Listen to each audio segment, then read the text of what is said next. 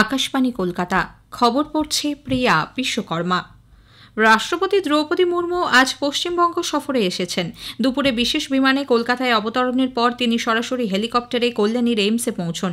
সেখানে প্রথম সমাবর্তন অনুষ্ঠানে দীক্ষান্ত ভাষণের পাশাপাশি মোট 48 জন শিক্ষার্থীকে MBBS ডিগ্রি প্রদান করেন শ্রীমতী মুর্মু।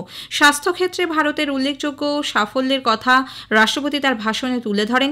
তিনি বলেন, তরুণ প্রজন্মের চিকিৎসকদের গুরুত্বপূর্ণ অবদানের ফলে টিকাকরণ সহ বিভিন্ন ক্ষেত্রে উল্লেখযোগ্য সাফল্য অর্জন করা সম্ভব হয়েছে। তাদের এই কাজের ধারাবাহিকতা এগিয়ে নিয়ে যাওয়ার পাশাপাশি নিজেদের শরীরের প্রতি যত্ন নেওয়ারও পরামর্শ দেন রাষ্ট্রপতি। टीकाकरण के क्षेत्र में पिछले कुछ वर्षों में असाधारण प्रगति हुई है। अनेक बीमारियों पर काबू पाया गया है।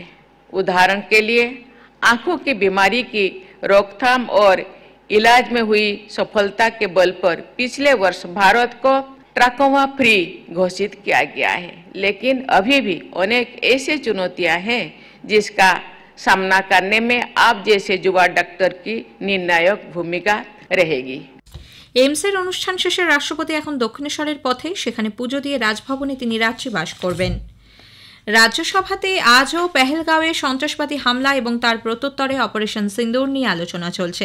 আলোচনায় অংশ নিয়ে বিদেশমন্ত্রী ডক্টর এস জয়শঙ্কর বলেন, অপারেশন সিন্দুরে সেনা অভিযান বন্ধ করার বিষয় মধ্যস্থতার তত্ত্ব খারিজ করে দিয়ে বলেন, 22 এপ্রিল থেকে 16 জুনের মধ্যে প্রধানমন্ত্রী নরেন্দ্র মোদী এবং মার্কিন প্রেসিডেন্ট ডোনাল্ড ট্রাম্পের মধ্যে ফোনে কোনো রকম কথা হয়নি। কোনো বিশ্ব নেতাই ভারতকে সেনা অভিযান বন্ধ করার কথা বলেননি। অপারেশন সিন্দুরের সাফল্যের কথা তুলে ধরে মন্ত্রী বলেন, এই অভিযানে পাকিস্তানের বাহওয়ালপুর এবং মুরিদকের মতো বৃহত্তম জঙ্গি ঘাঁটিগুলি ব্যাপকভাবে ক্ষতিগ্রস্ত হয়েছে। ভারতীয় সশস্ত্র বাহিনীর পরাক্রম এবং দক্ষতা দেশকে গর্বিত করেছে। 370 ধারা বাতিলের পর জম্মু কাশ্মীরে যে পরিবর্তন এসেছে তাকে নষ্ট করতেই পেহেলগাঁওয়ে হামলা চালানো হয়েছিল বলে তার দাবি। I laud the performance of our armed forces and the results that have done this country so proud. The Pahalgam attack happened on April 22nd. Across the world, there was solidarity, but the question was, what after? And the answers were two. One, such an attack was absolutely unacceptable. It crossed our red lines. There had to be severe consequences. And two, there had to be accountability and justice. আলোচনায় যোগ দিয়ে বিজেপির JP Nadda বলেন, পেহেলগাঁওয়ে জঙ্গি হামলার দিন স্বরাষ্ট্রমন্ত্রী অমিত শাহ দ্রুত শ্রীনগর যান। প্রধানমন্ত্রী নরেন্দ্র মোদী তাঁর সৌদি আরব সফর কাটছাট করেন। এনডিএ সরকার কঠোর হাতে সন্ত্রাসবাদীদের মোকাবিলা করছে বলে তিনি জানান। ডিএমকের NR এলাঙ্গো বলেন, দেশের সার্বভৌমত্ব অক্ষুণ্ণ রাখতে শত্রুদের সমুচিত জবাব দেওয়া উচিত। তৃণমূল কংগ্রেসের দোলা সেন পেহেলগাঁও হামলা আটকানোর ক্ষেত্রে গোয়েন্দা ব্যর্থতা রয়েছে বলে অভিযোগ করেন। আরজেডির মনোজ ঝা বলেন, দেশের নিরাপত্তা রক্ষা নৈতিক দায়িত্ব এবং কর্তব্যের মধ্যে পড়ে। কংগ্রেসের অখিলেশ প্রসাদ সিং অভিযোগ করেন, ভারতীয় কূটনীতি ব্যর্থ হয়েছে বলেই ওই হামলা।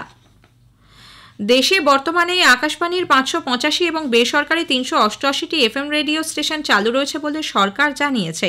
তথ্য ও সম্প্রচার প্রতিমন্ত্রী ডক্টর এল মুরুগান আজ লোকসভায় এক লিখিত প্রশ্নের উত্তরে একথা জানান।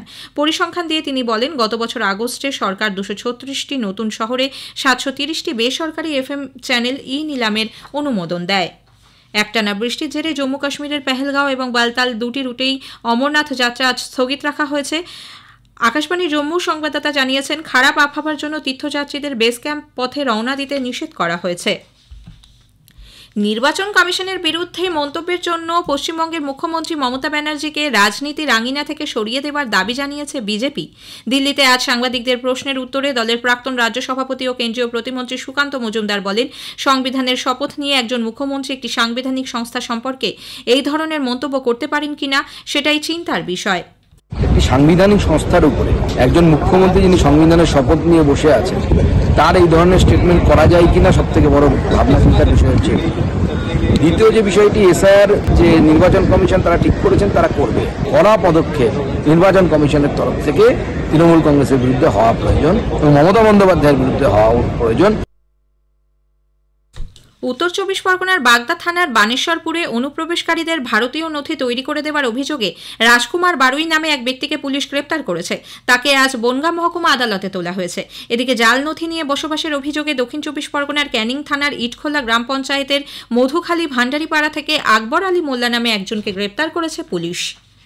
ভারতীয় মহাকাশ গবেষণা সংগঠন ইসরো আর কিছুক্ষণের মধ্যেই NASA ISRO synthetic aperture radar নাইসারের উৎক্ষেপণ করবে। ভারতীয় সময় বিকেল 5:40 অন্ধ্রপ্রদেশের শ্রীহরিকোটার সতীশ ধাওয়ান মহাকাশ কেন্দ্র থেকে ইসরোর জিএসএলভি F-16 রকেটের সাহায্যে নাইসারের উৎক্ষেপণ করার কথা। খবর শেষ হলো। এরপর গ্রামীণ সংবাদ সন্ধ্যে 6:35।